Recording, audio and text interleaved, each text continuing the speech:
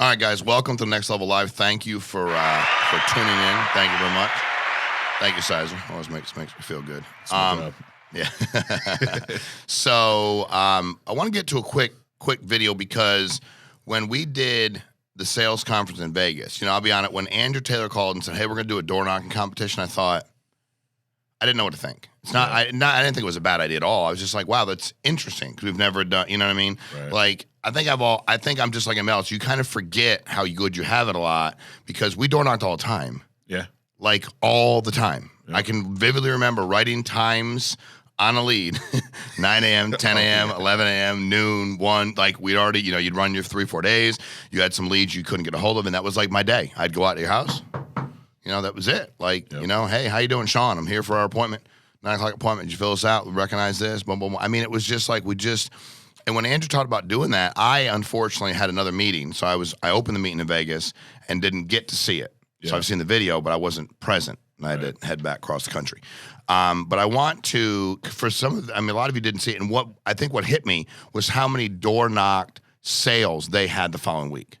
Yeah. See, I interview, when I say interview or talk to somebody or I'm contacted by somebody at least once a week that says, I'm very interested in Family First Life, and the thing I'm the most excited about is I don't have to just go out and make cold door knocks. And I'm like, say that again?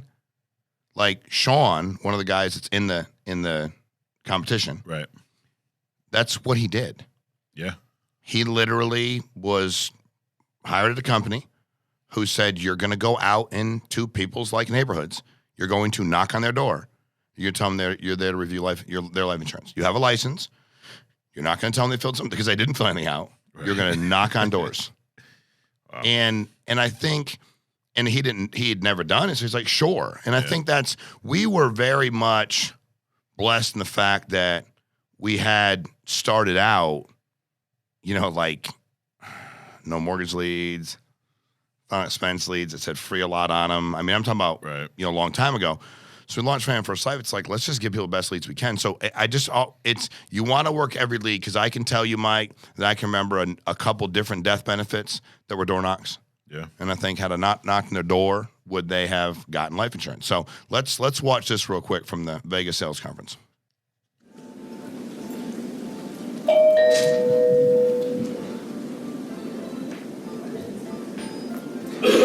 Hello? David? Yes. Alondra here. I was just getting in touch with you. You requested an appointment online to go over your final expense benefits. Just to make sure this is you, put down your favorite hobby is you're playing bingo with the ladies. Is that correct?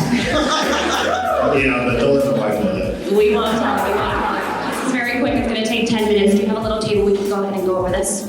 You want to do it right now? Yes, right now. We can go do it right now, or I can come back in 45 minutes. Can you come back next week? No, I'm so busy that I just got to get this information very quickly. How long is it going to take? Anywhere from 5 to 10 minutes, depending on how many questions you have for me. You got 10 minutes. Let's do it.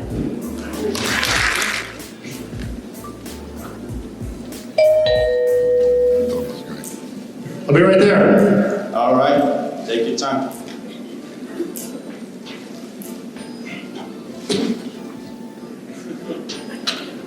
Yeah. Hey, Suhail. How are you doing? What? Suhail, S-U-A-L, like Sue and then Hell. Pretty cool name. Yeah, hey, Rookie, this is Suhail. Like I said, the reason I stopped by is because you requested some state-regulated burial plans, and they had a hard time reaching out to you. 661-204-1467 is an accurate number?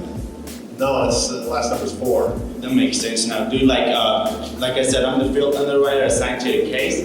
So my job is very simple. I just have to go over some couple of health questions with you and see what you qualify. Do you have any dogs by any chance? No, I just have cats. Okay, shoes are fine?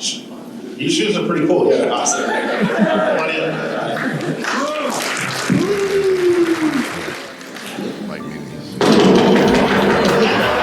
That's how you knock on the door. Yeah. Hey, Michael. Yeah, just living the dream. Hey, Michael, this is Sean. You filled out this form a little while ago about the funeral programs here in Nevada. Part of the program was that we give you these final wishes. This is for you. And that it only takes a few minutes for me to go over everything. Should we sit down on the kitchen or on the couch? Well, live here with my mom. She's 87. Awesome. Go ahead and grab her real quick because I want her to be in the call. I live in the basement. That's okay. Go ahead and go upstairs. Go grab her for me real fast. Do you mind if I grab a cup of water too? Hey, you want some meatloaf? You want some meatloaf? You can have some though. Ah! Meatloaf! Listen, I'll take all this. You leave your shoes on, come on in.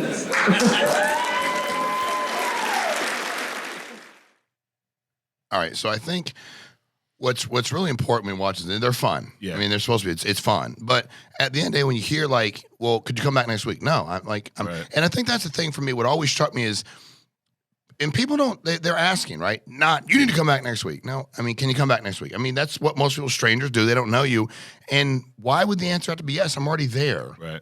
I'm already sitting in front of you. And they all just assume they're getting in the house. Of course they do. They're not in, but you did fill out a form. Right. Now, I can't teach you how to knock on somebody's door and be assumptive when they didn't fill something out. I will tell you not to do that. I say my advice to you is be careful. Right. I wouldn't do that. Like you start knocking on somebody's. But these clients have filled something out, Right. and know that. So you are assumptive, presumptive that when they open the door, you're gonna get in. And it's not that crazy to go. Can I get a glass of water? Or where do you want to sit? Or where you? I mean, at the end of the day, it's what we do. We just did this. It's coming out January 13th. And we're on it's a really big, is it even called cable network channel anymore? Yeah. Yeah, I mean, everything changes so much now. But on a network that y'all have heard of, and we had one of our agents that they were like, hey, like that person looks like they're like speaking to our clientele or our viewership, I should say. Right. And like, we'd like to have them on. And then we're like, okay. And then once you all get on, like but one of the things I was saying to the host of the show is at the end of the day, because they're all talking to us, right, and prepping us, and they're like, well, why are you guys all so good at selling life insurance? And I said, well, number one, I don't see it as sales. I mean, it's fine, but if you want to call it sales, we are selling a product that everybody absolutely, unequivocally will use. Right. We're probably the only product, dude. You can sell somebody a car, it gets bad brakes, they don't use it anymore. They realize it's expensive. They don't pay the insurance. We buy stuff all the time we don't use. Shoes we wear once, stuff we don't use. We buy auto insurance. Some of you have, got your auto insurance and had it forever, never used it. Not me. Some of you have. Like you get it forever. It's like that old Seinfeld episode. He's like, you want the insurance to rent the car? He's like, oh God, yeah, I'm gonna beat the hell out of this thing. Give me the best insurance you got. He said, I'm gonna beat the heck out of it. So, but I really just I'm very excited when I hear people talk in a way that they should be speaking, because again, what we do is really, really, really important. Before we get moving any further, Mike, update, CRM, website, IT update. Yeah, so we're starting the migration process actually in about an hour at 12. So all that really means for you guys is you'll still have access to the CRM. You can't order new leads until Monday when the new CRM is launched. And any changes you make, like if you update client records or allocate leads to somebody, anything after noon Eastern time will not be saved. They can order leads right now. You can no leads were cut off yesterday. Got it. Yep. Okay, got it. So they can't order them until Monday. Correct. Okay. Yep. Which we told everybody was being cut off and being cut off. And being Exactly. Cut off, We sent emails out all week, but yeah, once anything after 12 just won't be saved. But you can go in there, print out your leads, do whatever you need to do, look up clients, just anything that you do from now. What to time? Monday morning. Monday. It might actually be earlier, but the latest would be Monday morning. Okay. We're gonna push them for earlier. Right. Yeah. I can't help other than yell and scream and try to hope it goes quicker, because I can't help it all in any way, shape, and form. Yeah. And again, it's gonna be. What's the one thing, if I said, if you're out there selling full time, Mike, what's the one thing you'd be most excited about as it pertains to the changes we got? I mean, the fact that it's responsive. So what that means is a responsive website is something you can pull up on your phone, and it operates the same way as it does on a website. It's tailored to the phone. So there's, our CRM now is tailored to a website. You pull it up on your phone, it's very hard to navigate. Got it. Every other website out there now you pull up on your phone is a mobile version. So this will be a responsive website. So on the go, you can pull up client information. It's like we're smarter than JetBlue. Let me tell you why. You get on JetBlue, you know what they have in the back of your seat? They have a video screen. You know what people do?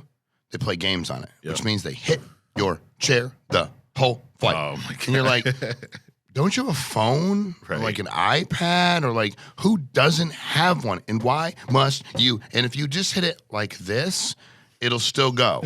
It's literally trivia questions. Like it's not. So I said to the flight attendant, he's like, man, that drives you crazy, right? I'm like, it doesn't drive everybody crazy. He's like, yeah. And then people hit it like it's a speed round, you know? Right. So it's, so we realized that people don't really want to be hitting the back of seats with their fingers. Some people still do. Correct. And most of our agents wanted to be able to have something that they could use on their phone, since most everything that everybody does nowadays is Exactly. only on your phone. So they're not the only airline. They all have them. I just want to find the guy that invented that. What would be a good idea is to put someone in the back of your seat that annoy the heck out of the person that is in the seat, and that will only be used by a small percentage of people, because the rest of them are going to be watching stuff, but it will drive those people crazy. Then you put your seat back, and they hit it harder because the angle's worse. I just like looking like, are you got to be kidding me? Like, what are we all thinking about here? Right. I don't have them all airlines, but JetBlue got them. Delta, there's a lot of them have them on there. So I don't know that we remove them. I'm a fan for removing them. So in case y'all wanted to know, or disabling them. So here's the thing. We at the end of the day, Mike, have the ability to, we're coming fourth quarter. That's what you're gonna hear John and Matt talk about today. I think it's one of those things that in our business, it can't be overstated. I mean, the way you will start 20 is the way you finish 19. This is such a momentum business. Any independent contractor positions is a momentum business. We're talking about the other day, somebody's asking me about, like how these companies, like when you really look at it, you go like simple stuff like, dude, how did Facebook launch with Google? Like how they let it, you know what I mean? Like how all the stuff these big people can do. And when you read about some of these companies that launch, it was like, well, it's kind of like a David Goliath thing. It was, I've been reading this a lot lately. It was really just, when you're an entrepreneur, your business is like, it's your family, dude. And it's, as an independent contractor, especially in insurance is very rewarding. You get paid very well, but it's not a deal where you can sit and not work 2, 3, 4, 5 weeks. It just doesn't, especially when you're getting started. Like you've got to be very intentional about your time. So when you listen to Matt and John talk about that today, please, I promise you, Mike, this is our 6th year, right? $9 million this month. Right. Best month ever. Yep. Best month. $9 million life. We showed a lot of money. Yes. $9 million in paid life It was in the month of actually November. 9.2. 9.2. Don't cheat. Don't short us on don't take us out of the 200 grand. 9.2 million. So outstanding job. That is 1.1 million more than we did our entire first year in business. Let me give you some, and people thought that was pretty good. They were like, man, you guys did like 8.1 million this year. We just did 9.2 this past month. Right. So, and we were doing it on leads. We're getting ready to put into the system. Now we got to have the systems got to get over Monday, right? And we're going to merge them. By December 15th, fair statement, somewhere in that ballpark? Should be around there. Okay. Yeah. We're going to have over 500,000 leads dumped into the system that have never been purchased by us at all. They're inventory leads. Looks like they've been purchased once. Companies that we keep working with are like, hey, y'all want to be, there'll be a couple dollars, $2, $3. Really just trying to make sure we're helping out, December, January. I think, Mike, full time, we were selling every year. And I can remember how much I loaded up in November and December, knowing that, the direct mail leads, we didn't have Facebook and internet leads the way we do now. By the way, you can always get internet leads. Right. And just always get them. I'm just like, you can always get Facebook leads. You can always get them. So, please just start thinking a lot about that. We have we were going over the numbers the other day for convention and how many people, I mean, like, we don't need to have them in front of us today, but it's too long conversation. But Mike, it's amazing how many people, like I have people going, man, I had a tough year. I could have done a lot better. I'm like, yeah, where you at? About 220. 220 grand issue paid. Yeah, I could have done so much better. It's like, yeah, dude, it's not so bad though. Like, I mean, please don't beat the garbage out of yourself. Did you get better? My thing always is just keep getting better. All we do here at corporate is want to get better every day. Yeah, we have goals. Yes, we want to hit 400 million next year. All those things, 100%. We want to be rolling in 12 million a month right after convention. $150 million a year. We're going to get that to 200 million by the end of the year. We think we can knock out 200 million in the annuity, 200 million in life, and very, very achievable goals. We're doing a lot here corporate-wise that we know is going to continue to pan out. Man, when you start looking at convention attendance coming off of, speaking of Vegas and Atlanta, we have Dallas on the 18th. That's another, sales conference we put in because that's a great area. And, I keep telling people a lot, some of these bigger states that we don't have a ton of production we're looking to build. Right. Every state's a great opportunity, but there's just like, so we're going to do a meeting on the 18th. I think we, we'll have 100, 150 people there, which would be great. And when you take what we had in Atlanta, Vegas there, I think there's one more being added to the schedule, I believe. I think Ryan Montalto, New Orleans. I think I'll be at that. I think we're going to do a meeting there. But I just, we've never, ever had the ability to start people on a Monday and get them paid on a Tuesday or Wednesday like we do now. Right. We just didn't. That was the thing about business, what's very odd to me is we had all these hurdles. And when you're trying to overcome them, you're like, do we have the capacity to continue to grow? Do we have the leadership? We have leadership. You guys, we have a lot of great leaders in the company. Did we have leads? Well, we didn't prior to. We do now. Do we have products? We didn't before. We do now. We have more than we know what to do with. We had a couple more carriers just because people want to work with us. We're like, all right, I guess we'll add you. We don't know if we're going to do a lot with you, but how's the market? Are we close to a saturation point? We kind of mess around every once in a while and go through if we quadrupled. And we saw, it's just, dude, we could do it. We could grow at this rate for the next 100 years and not service a third of the people. Right. And actually probably couldn't service 14% of them. It's a big place, man, America. It's a lot of folks. And I just think we've never been, does it matter what happens with the economy, with the market, with what's going on politically? Does any of that matter? No. And the biggest testament to that is we started in 2008, June of. When my real estate company went under, a lot of them went under. Guys and girls ran for the hills. People lost hundreds of millions of dollars. I'm sure more. I'm not an economist, but it was a crash. And we were selling the heck out of life insurance. So for us, people always have to buy something they're 100% sure they're going to use.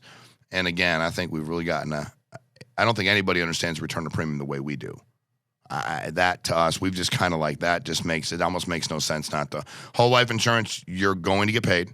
Premium's going to stay the same to the day you die, and you're 100% going to cash in on that, or your family is. And return to premium, you're 100% going to get paid, either on a death to your beneficiary or all the money back to you. So for us, it's just let's make sure we're thinking about it that way. Hiring's been ridiculous. We have more people contacting us on a daily basis, Mike. We're looking to expand across the country. Some additional offices are being opened up. Buildings bought, corporate's expanding. We also had 4 people hit Hall of Fame this week. Who were they? We had first-time Hall of Famer Brad Allen. Good job, Brad. 2,000. Jack Yu for the third time. Jack Yu, attaboy. Nick Dudai, first time, 405. Attaboy, Nick. Good work. And then Eric Schmidt, who's been here a few months. Eric Schmidt started with us. That's a great segue, Mike. That was not intentional, but that was a great segue. Eric Schmidt's been full-time since April. He's at Hall of Fame. 414,000. 400 grand is you paid. Yep. So he's what level is he at now? He is he's Hall of Fame. No. Manager level? Yeah. He is test, see if Mike knows. Executive VP. Is he right? Yes or no? 414,000. He is going to be at a board member at the beginning of the end of the first quarter. And by the way, you know what he said to me? Sean, anybody can do that. Somebody said, what are you doing out so late at night? He goes, nobody's at my house buying life insurance. He said, it's like 10:30 at night. How great is that? He's like, ain't nobody at my house buying life insurance. I'm out here. So that's a great way to move on to these great people. John Wetmore, Matt Smith, fourth quarter. Don't let up. It's all yours. Thank you, guys. Thank you for tuning in. I appreciate everything you do on a daily basis. And thank you for that $9.2 million. We cannot do it without the collective efforts of all of you. You're amazing. And thank you for how much you serve people. Hey guys, John Wetmore here. I got my buddy Matt Smith with me. I assume you can hear me loud and clear. I see you, brother. I hear you. Yeah, I appreciate you getting on. Figured just get together and chat for a little bit, and appreciate you coming on with me. It's pretty surreal looking at the overall ride of this thing. Kind of flashing back to being new and kind of growing this thing and getting a lot of help with you over the years. So I just thought it'd be cool to have you on and kind of get some insight and perspective from you. And I know you've helped me a lot along the way, so I figure you can keep helping folks and we'll get this thing out to a bunch and kind of roll, man. I would like to, I think start with, I think most people know your story. Some do, some don't, but I think most do. But I think, what I've learned, Matt, and I did this in Vegas, is that some people don't think we went through anything to get where we're at. You know what I mean? Not saying we're at in some elite, but it is what it is. I remember I thought that everybody here, I thought that of you and Matt and Mark, and I used to get to know you guys. And I'm like, oh, they had to figure stuff out too, go through ups and downs. So I think I'd like to hear a little bit about that. Some folks would like to hear that. I know there's a lot of people who think you just been Matt Smith of today your entire life. Right. Maybe a little bit of background there, whatever you want to talk about, and and then we'll go through some sales and building stuff as well. Yeah, for sure. Thanks for having me on, John. I feel the same about you. Love your stage time in Vegas, going over your numbers and having all, numbers don't lie, but people do. When you throw out your numbers and tell the story with it, it's powerful, man. It's incredible. And I think that, early on in this business, when it's just you starting out and you're just trying to hire a few folks, making sure that you don't have a money problem is the number one thing. And I think a lot of people still do like bare minimum on personal production. Like they pay their bills and it's just good enough, but they don't put enough cash aside to really start to go get the office, get the admin, start to scale like they need to. I'll give you the background too, so for those that don't know me. But out of college, Sean Ruggiero and I, we were the first people that we met at college. So we played football together. And right out of college, my family owns the world's largest Dodge Chrysler dealership. So I did finance there for like 7 to 8 years, and really learned how to close versus sell, which was, I'm thankful for the car industry that I did that first. In fact, recently purchased a new car and had my 2 daughters there, and Ava, my oldest one, that's 13, says, I wouldn't mind doing the car business, Dad. I'm not against it. I'm like, hey, if you can learn some sales ability early on in your life, man, I am all for that. So I'm grateful for that. Got into the self-employed realm for the last 16 years or so, where Sean and I have been business partners for that long too, because he was at the dealership with me as well. And started out with the low comp IMO that had leads, though. They did have leads. And I started in the industry. I didn't even have any direct mail. I started with internet leads only for about 1.5 years. I was living up in Coeur d'Alene, Idaho at the time. And there was, with the IMO, they said, we don't mail in Idaho. We don't do, okay. So I started out on internet leads and learned that did a lot of live transfers, which I would recommend if you haven't started to do live transfer internet leads. That's a great source to, if you got somebody interested in insurance on the phone and you can't set an appointment, that's a problem. So I believe that's a good place to start, for example, if you're wondering where to start in the industry. But I knew off the bat, even when I was at like a 70% comp, and I think I had an office as well as at least, Bridget and Nicole were working with me from the beginning. So we had at least two staff at the time.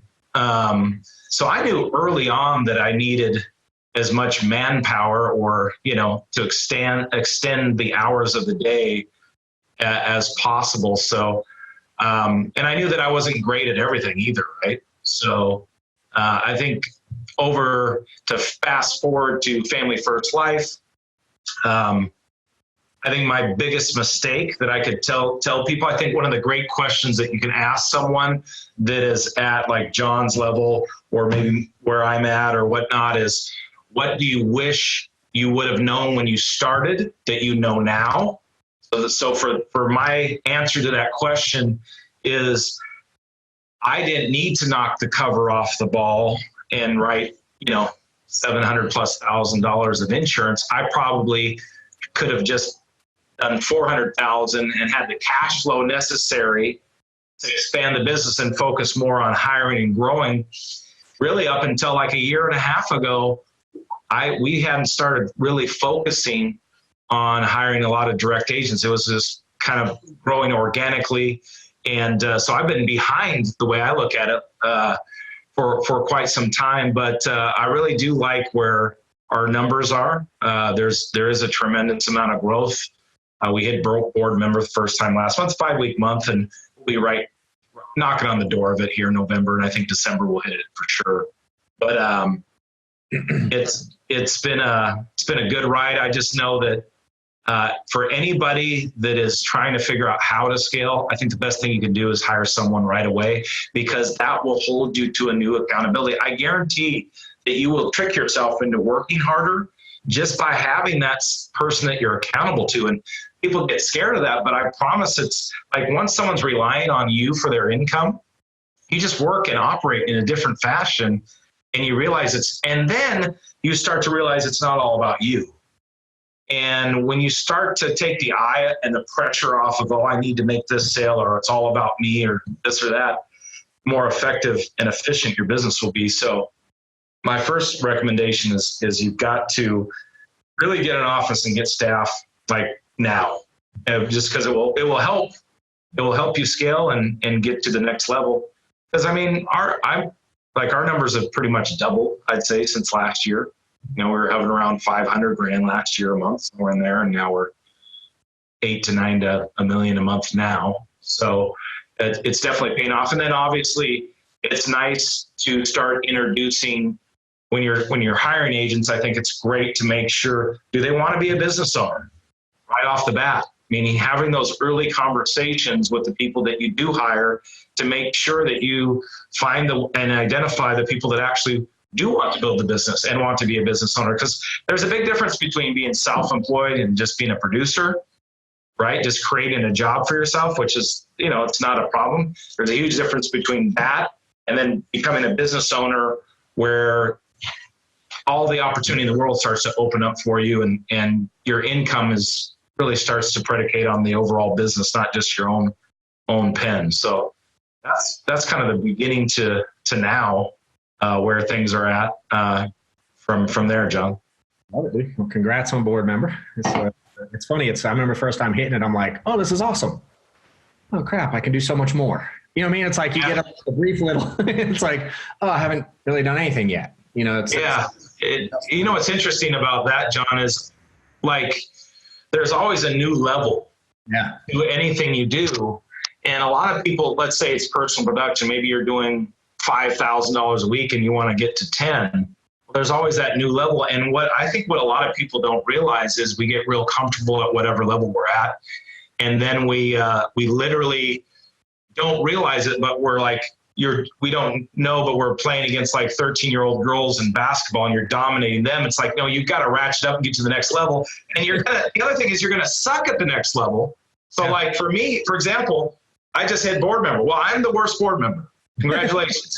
See what I'm saying? Like I am the worst one, right? I suck as a board member right now because I just hit that, right? Like that's the same thing. And you realize, John, it's no different than money. I was having a conversation with some friends actually this weekend. I said, the one thing I realize about money is the more that you make and the more that you start to accumulate, the more I understand that I don't have enough.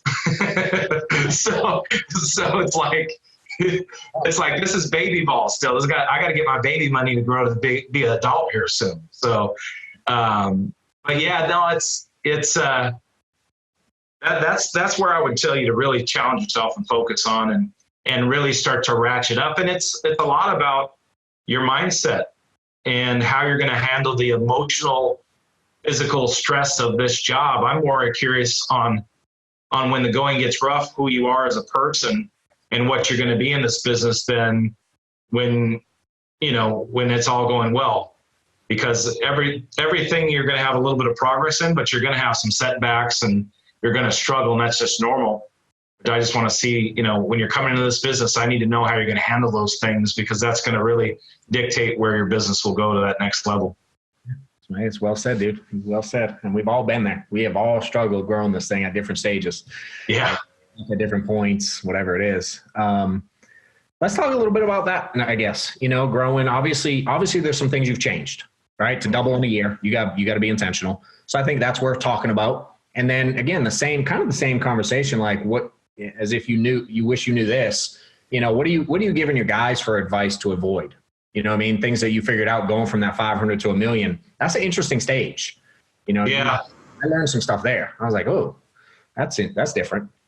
The other thing too is I think it's just we're finally starting to get we're very small, don't get me wrong, but we're starting to get to the point where we have a little bit of a snowball effect. You talked about it, we spoke about it previously, John, where you get enough people in your business, other people start to see other people's success, they start hiring with you, and then all of a sudden it's not just you, because it can be pretty frustrating when you're just starting out and everything relies on you and nobody else is doing it with you. Once you start to identify other business partners in your group that are doing and willing to do the same things you are, that's where it gets great. As far as what I did change is I started to really be intentional with the training, like Anna with initial dials, William kind of playing a mentor role. So it's just not everything falls on me to have to mentor an agent or, do a phone script with an agent. And if you're just an individual in the group and there's so many easy ways to train through the system that we have, whether it's live dials, get on live dials. I think the biggest thing that most people really need to focus on early is getting really great on the phone, because the one thing I do know about that's both sides. If you're hiring or if you're setting appointments, the one thing I do know listening to all these live dials is people are really bad on the phone. And I guarantee that's the number one reason why they quit. If the leads don't suck, you suck, if that makes sense. I mean, our leads are great leads. We show you how to set a darn appointment any which way, all the whole 4 different objections that you get and whatnot, but people don't take it serious. They talk too much on the phone and they don't set enough appointments, and they end up having money problems. And like I've said a million times, you don't have a money problem, you have a people problem in this business.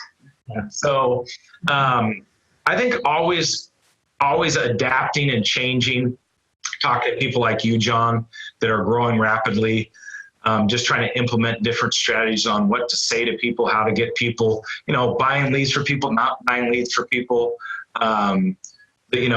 Generally speaking, buying leads for people doesn't work, just because they don't treat it the same way. So a lot of times, if you can start to train people on how to properly get referrals early, if they don't have money, I'd say that's a good starting point, versus, buying $500 leads and letting them not set any appointments and wonder why they're not doing that well.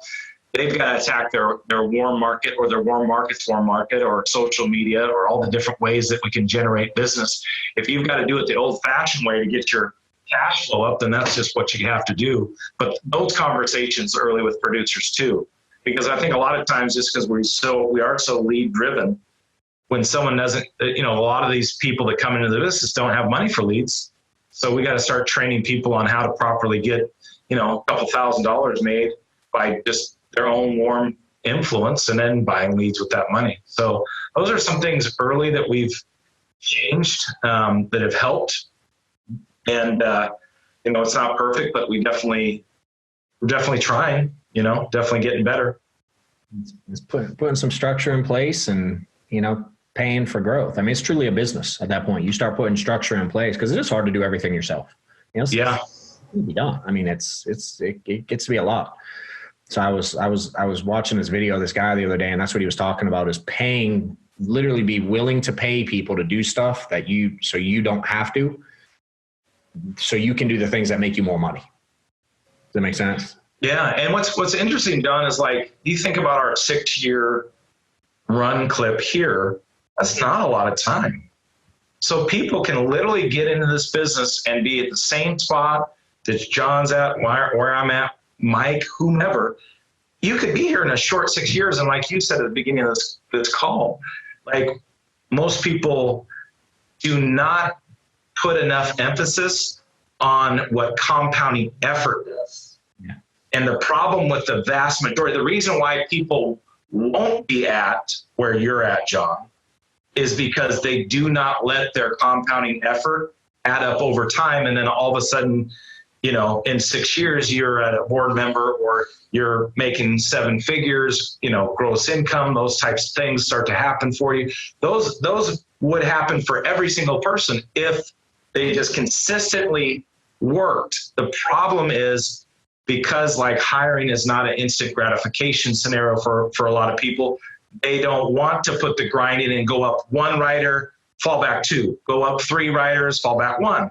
All of a sudden, you look a year and maybe you have 12 writers in your whole business starting out, in your first year. That could be very realistic. But hey, 12 goes to 24 to 50 to all of a sudden you got over 100 in 4 years. And, that's when that snowball, I think once you get to 100 is where it starts to click a little more. It starts to really take a more of a snowball effect where you can see the numbers grow. At least that's what I've noticed. So those are the things I'm thinking about that I'm having conversations about in our group too, is because they look at the snapshot of, I want to be like, I want to be like Mike, or I want to be like Andrew or Don or whoever. And they're not willing to put in the effort over a long period of time to see how, each individual's got that. And success leaves tracks. It's just not that hard. Most of us, the truth of the matter is most of us know what we need to do. We're just not willing to do it. We're just not willing to put the work in. And the difference between the top people in the company is they just outworked everybody over a longer period of time. If you outwork everybody over a long period of time, you'll be the next board member. You'll be getting the big VP bonuses. You'll be at the top contract, and you'll be able to have and put your spouse, your partner, your life, your children in a whole different spot that you never imagined possible. No doubt. I agree. It is not any deeper than that. And we'll get into specifics just because people want it. But once you get there, you're like, especially when you own it. Because I remember and I've shared everything. I did not start out fast here. I think everybody knows that by now. And then finally I was like, God, I am the one messing this up, aren't I? And just had to own it, man. And it's like, that's where it becomes when you own it. To me, that was freeing, because I was like, oh, now I can damn do something about it. When it's everything else, I can't control everything else, and it was hard to accept that and admit it, but it was crazy freeing. Just made this thing take off from there. Why don't you give them some, you talk to a lot of agents, obviously getting to $1 million, you're talking to a lot of people, you see a lot of, we definitely know people know what to do. Buy leads, sell insurance, not that deep. All right. But there's excuses for everything. What do you think? Because if you ask enough questions like we do in home, you'll find eventually where they're, because again, I get people that struggle all the time and they call and I'm like, all right, I run X amount of appointments a week. It's 12 a week. I'm like, what do you do with all your time? And then they try to sell me on how they're dialing and calling carriers and doing all that. Right.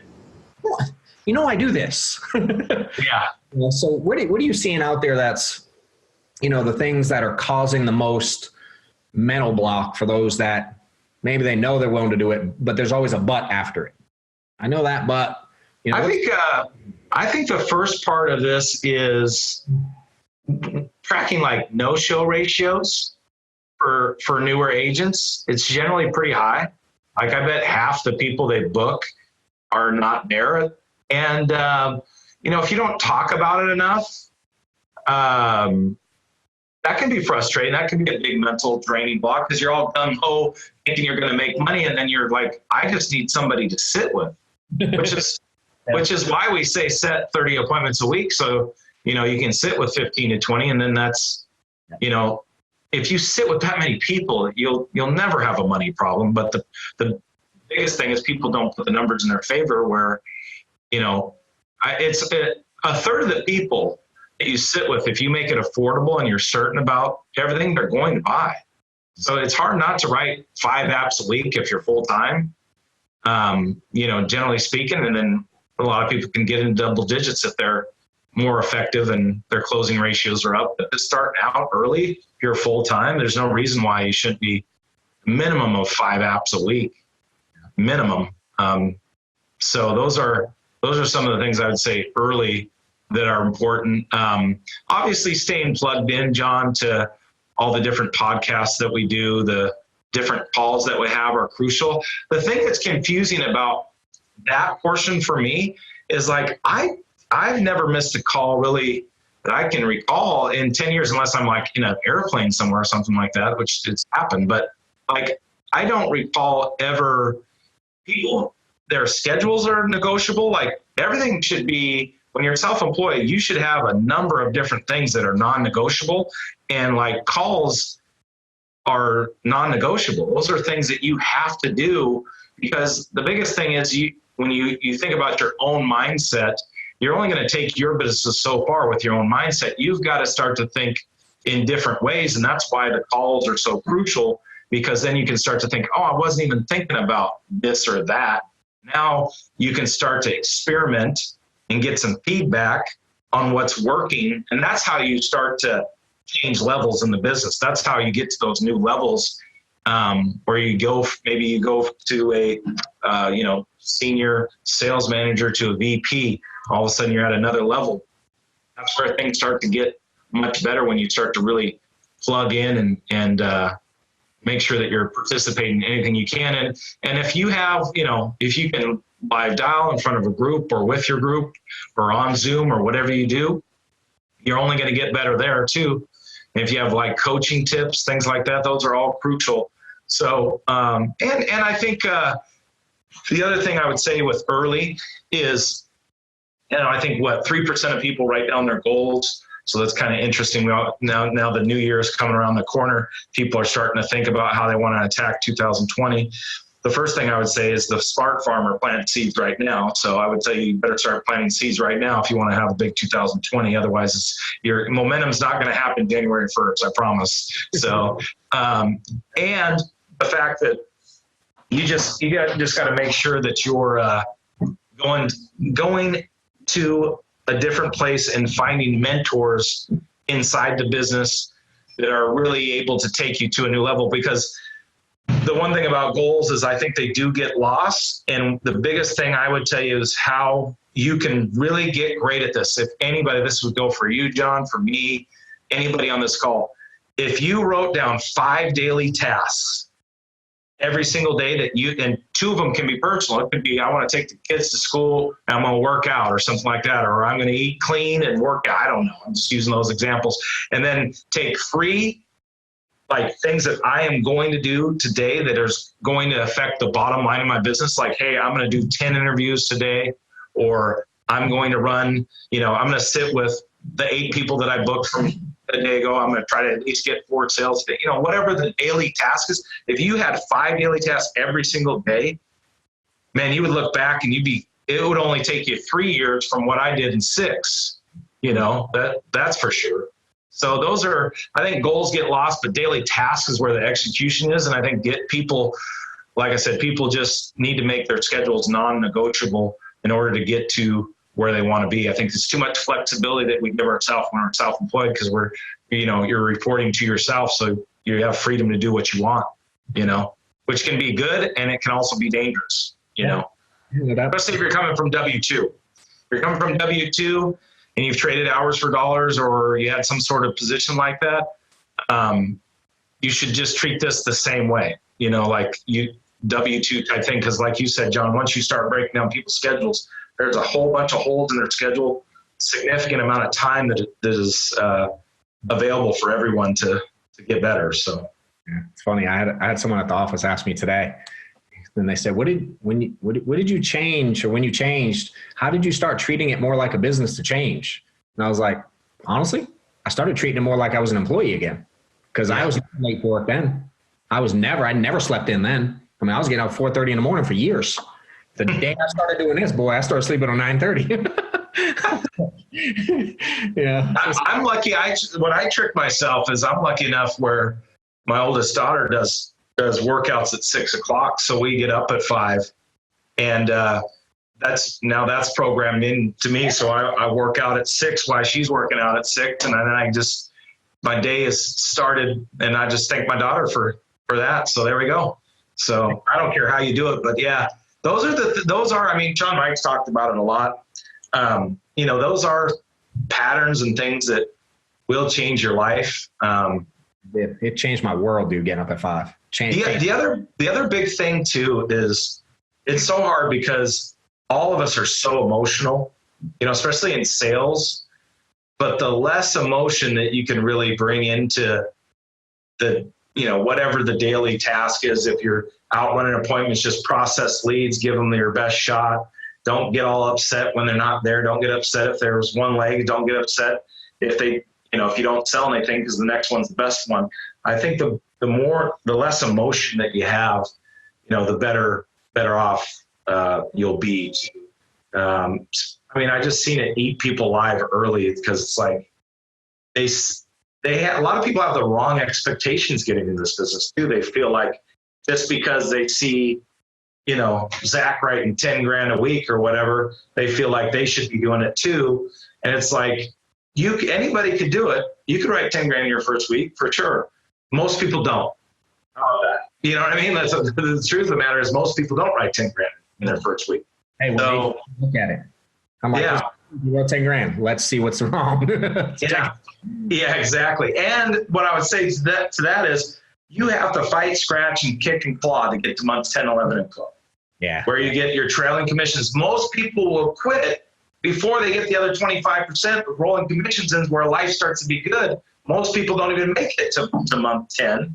And they wonder why, it doesn't work. Like you got all this back end money coming in, keep your eye on the prize. It's only going to get that much better.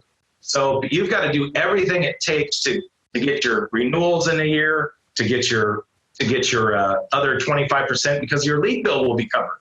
I mean, just imagine like you really won't have overhead in 10, 11, 12 months because after stick around, but most people, we don't have those conversations. We need to have those conversations with people early so they have an idea of what it's going to look like for them. So those are some things that I would say, John. I love it. That kept me going. The back end money.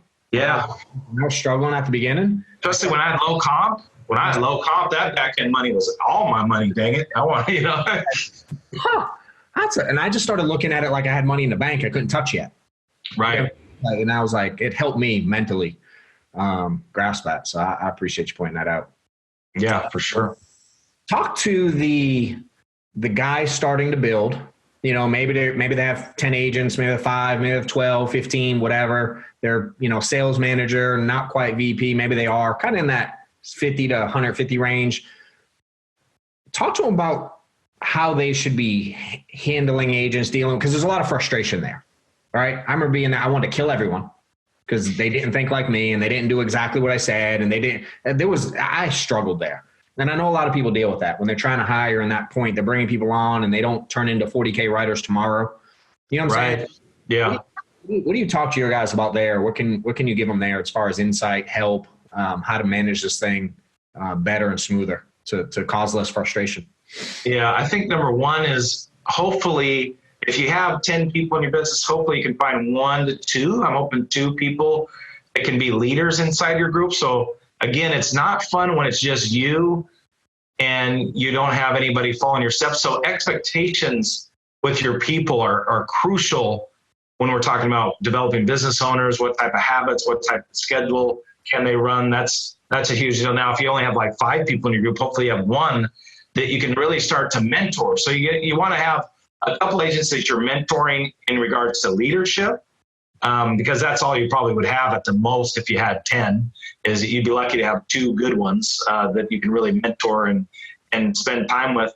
And then really it's the ones, as far as communication, I think a lot of times agents feel like they have to chase agents. Well, if they're not returning your calls after the 4th time, it's time to move on. They're not an agent in your group anymore. And why are we getting emotional about it? Because, there's no reason to get emotional about something you never had. You know what I mean? So I think the biggest problem for all of us is we'll follow up and then our feelings get hurt because they don't call back or they're not ready or they have life events. And the best thing you can continue to do is send out leaderboards and drip market them over time. Some of them will come back, some of them won't. Some of them aren't ready. Some of them are scared. Some of them have the wrong idea of what this is. There's a million different things that can happen early on. But I think just making sure that you have the right expectations. And, one thing that I think overall Family First Life has done a much better job is I think all of us early on, we were setting goals for our people. Well, that doesn't work that well. I think you've got to let them identify their own goals and then show them how to get to their goals. And then obviously you want to try to press people to improve upon their goals, because goals are a moving target. They'll always get bigger and brighter and better. But at least early on, I think you need to identify what type of schedule they're going to run, what type of goals do they have, what do they need to pay their bills, and then having those expectations on, okay, this is what it looks like. Is there any reason why we can't do this? And there you go. I think you're off and running. But when you run a kind of a looser schedule and you're not communicating much and you expect people to start without a little bit of handholding, then I think you got the wrong idea of what this business is. I think people they love our training, so if we can get them plugged into the systems and get them in our training, I think you'll have a lot of success, and so those are early things, John, just expectations, identifying some leadership roles in your group. Those are things that will help you win early for sure. I like the part where you say, it's kind of like we've always been taught, meet them where they're at, but it's what they want to achieve and then laying out the path to help them get there. And that makes it easier, because if they don't do it, it's like, well, that's on them. It's not your vision. And that's what a lot of us do. We project our vision on them. And then it's frustrating because their vision's not the same. Right. I used to not think that was okay. There was a period of time where I was like, what do you mean he doesn't want to write 40 grand? And when they're coming from a prior business, they're going to have a lot of bad habits and maybe some things that you're not aware of. So you need to identify, how much money they were making previously in the other IMO or the other captive, agency that they might have been working at. Because if you don't, like, I've got a new guy who's starting to really do very well. He came from a captive group that you would recognize, and he made 65 grand a year. He worked there 6 years, gave his heart and soul, and he, right away in his first few weeks, he was frustrated because he hadn't got the results just quite yet. Well, now, like this last 3 days, he's written $9,000. He's started to hire other top leaders in that group. So you just never know. And it's only been 1 month in, but if he is so broke and frustrated with the other captive agency that he almost couldn't survive coming, it didn't matter how great we were, because he already was banged up and bruised, and he has all these leadership qualities and, could be easily a board member himself type thing. But if we don't identify those types of things early from, what did they like about where they came from? What did they not like about what they came from? Well, here's how we can achieve these goals and ambitions and things like that. Those are crucial points for you. And if they're just an unlicensed agent, the beautiful thing about that is they're generally very, very coachable. That's a great way to build your agency, is through unlicensed agents, warm market, et cetera. But they also probably have things from their previous job. What do they like? What do they not like? Just having those conversations are priceless into getting people to move in the right direction, so. Very similar to in-home, setting expectations, asking a lot of questions for understanding, and then helping solve their problem. Yeah, for sure. I had someone ask me recently, because I'm glad you talked about knowing their income and things like that. I had someone ask me last week, they're like, you ask people you hired what kind of money they make? I'm like, yeah. How do I know where to get them? Yeah. 100%. I know a lot of stuff about our agents, Yeah. If you're not reverse engineering, they're like, I need to know how much money you made. I need to know what your bills are. I want to know what your actual goals are. And then we're going to reverse engineer. You need to spend this much money on leads. You need to write this much, 20% is going to fall out, 75% advance. And here's the numbers. Here's the real numbers.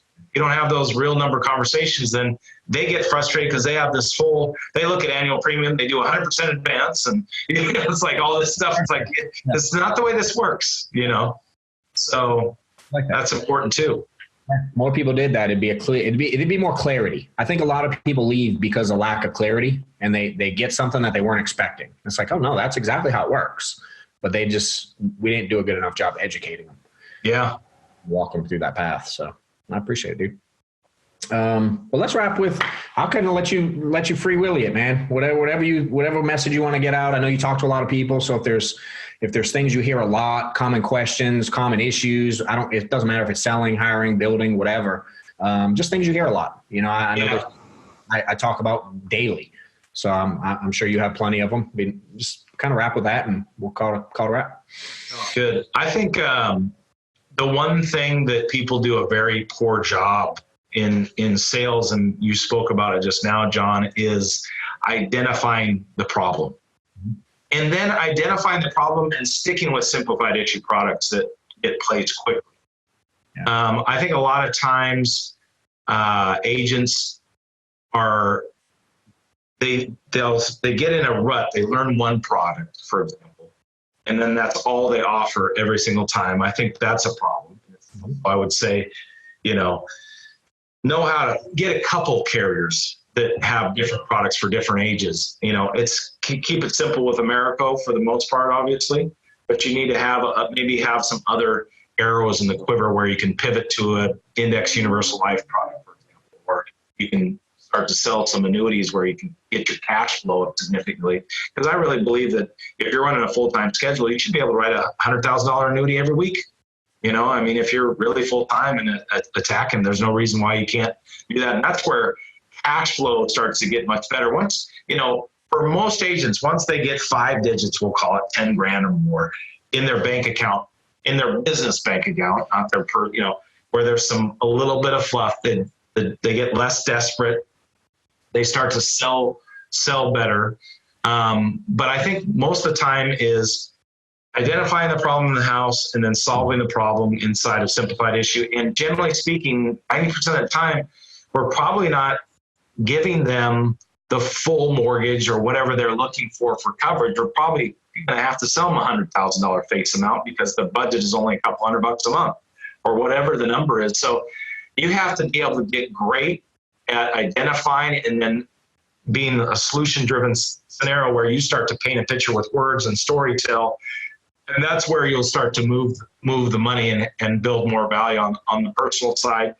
I think, with Thanksgiving here, as well as Christmas coming towards the end of the year, I think it's easy for people to lose focus. I would recommend you spend time with your loved ones. Obviously, that's important. But also, like this next 5 weeks is going to be crucial to how you start 2020. And I know that everybody's got ambitious, lofty goals right now. So it's extremely important to finish strong if you're going to have, because you can't start slow in 2020 and expect, it could be June before you know it, and you just be starting to get momentum if you're not taking this last 5 weeks seriously. So my thing is this: be intentional about your schedule. And don't worry about the people that aren't going to sit with you during the holidays. People get so worried about oh man, I had 5 people say, call me back at the first year. Okay, whatever. So why aren't you calling more leads, the ones that want to sit with you? Because there's plenty of people that want to sit right now and get this done. They don't fill out forms and do all this stuff for fun. They're looking for coverage for a reason. As long as you're selling time on the phone, you should be able to get in the house no matter how busy someone is. So those are the things that I would say to finish the year strong so you can get into 2020. To recap the call, John, to have 5 daily tasks. Make sure that your schedule is non-negotiable. Make sure that you start to understand that you want to be a business owner. You need to scale, hire staff, get an office, do things that are what you would consider have some risk on it, and understand that, look at the track record that Family First Life has. You're going to be able to ride the wave. I know, like Brad Allen in our group, ever since he got his office, he's been happier. He's been more profitable. His business is going up. His personal production is going up. So it's not just, I can give you a million different examples of people that have done it. I just think it's your turn. It's your turn to do it. It's your turn to take your business to the next level.